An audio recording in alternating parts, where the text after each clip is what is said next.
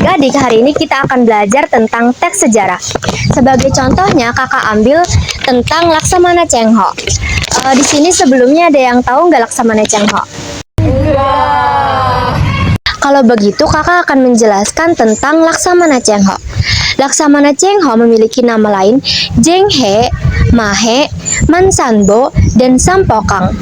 Dia lahir 23 September 1371. Cheng Ho lahir di Provinsi Yunnan dan berasal dari suku Hui, salah satu suku mayoritas khususnya di Tiongkok. Nenek moyang mula-mula berasal dari Kiu, sebelum kemudian berpindah ke Tiongkok Dayak dan menetap di Provinsi Yunnan.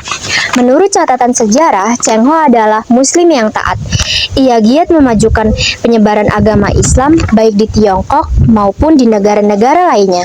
Ketika Cheng Ho menginjak di umur 12 tahun, Provinsi Yunnan direbut oleh dinasti Ming yang menggantikan dinasti Yuan 1206 sampai 1368 Masehi.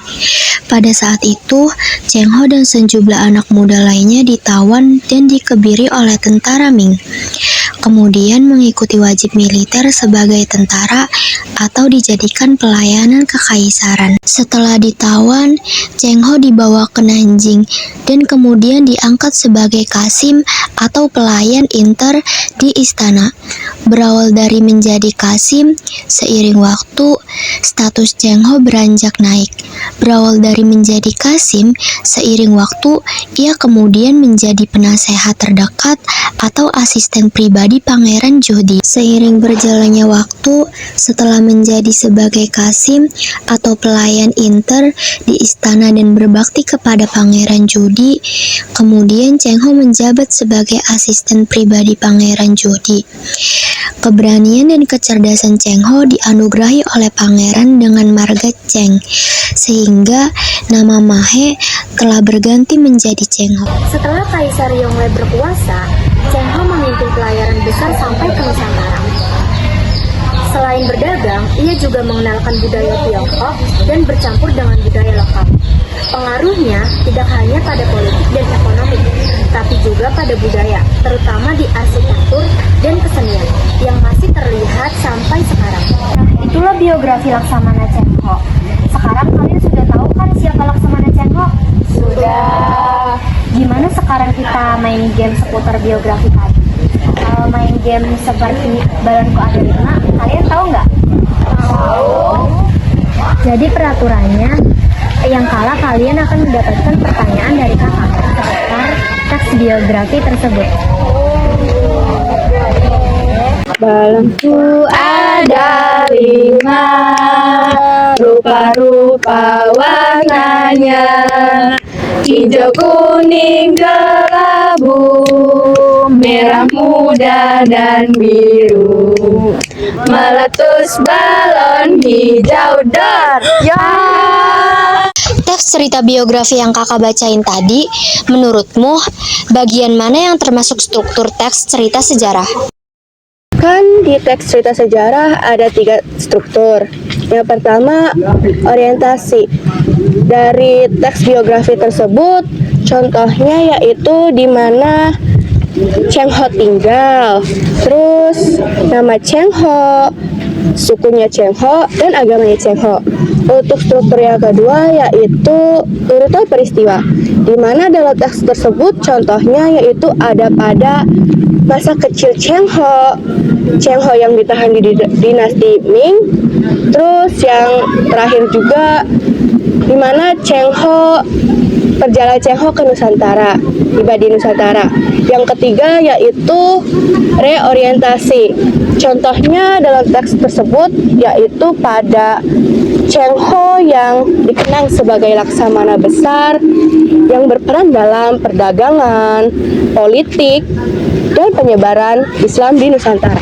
Meletus balon hijau dar.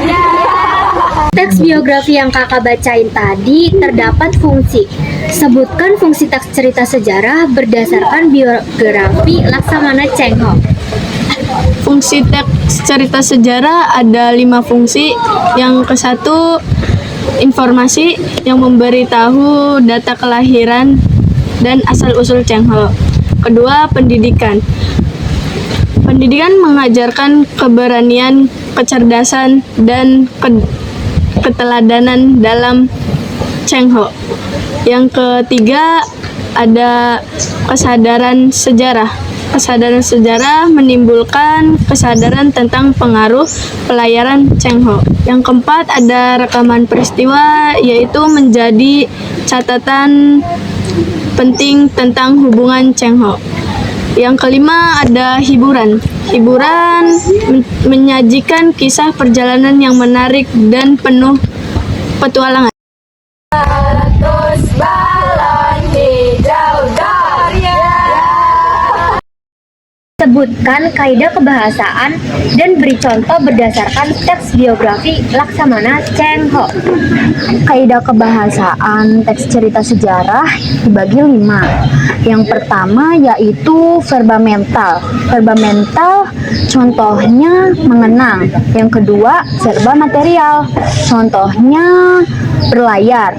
Terus yang ketiga adjektiva. Adjektiva tuh contohnya taat, berani, dan cerdas. Yang keempat yaitu konjungsi temporal. Contohnya ketika, setelah, kemudian, dan seiring waktu. Terus yang kelima yaitu kalimat lampau. Kalimat lampau contohnya Cheng Ho lahir pada tanggal 23 September 1371. Meletus balon hijau Dorian. Kenapa teks biografi Laksamana Cheng Ho termasuk dalam teks cerita sejarah? Teks ini termasuk biografi karena berisi riwayat hidup tokoh nyata atau Cheng Ho dengan urutan peristiwa yang penting yang memengaruhi syarat. Dari semua cerita yang kakak bacain tadi, siapa yang bisa menyimpulkan? Saya, Kak. Berdasarkan teks biografi yang kakak bacain tadi, dapat disimpulkan bahwa Laksamana Cheng Ho adalah tokoh muslim Tiongkok dari dinasti Ming yang berperan besar dalam perdagangan, diplomasi, penyebaran Islam, dan akulturasi budaya di Nusantara. Teks biografi ini berfungsi sebagai informasi, pendidikan, kesadaran sejarah, rekaman peristiwa, sekaligus hiburan. Dari sisi kebahasaan, teks menggunakan kata kerja material, mental, adjektiva, konjungsi temporal, serta kalimat lampau. Oleh karena itu, teks ini termasuk biografi tokoh sejarah yang disajikan dalam bentuk cerita sejarah.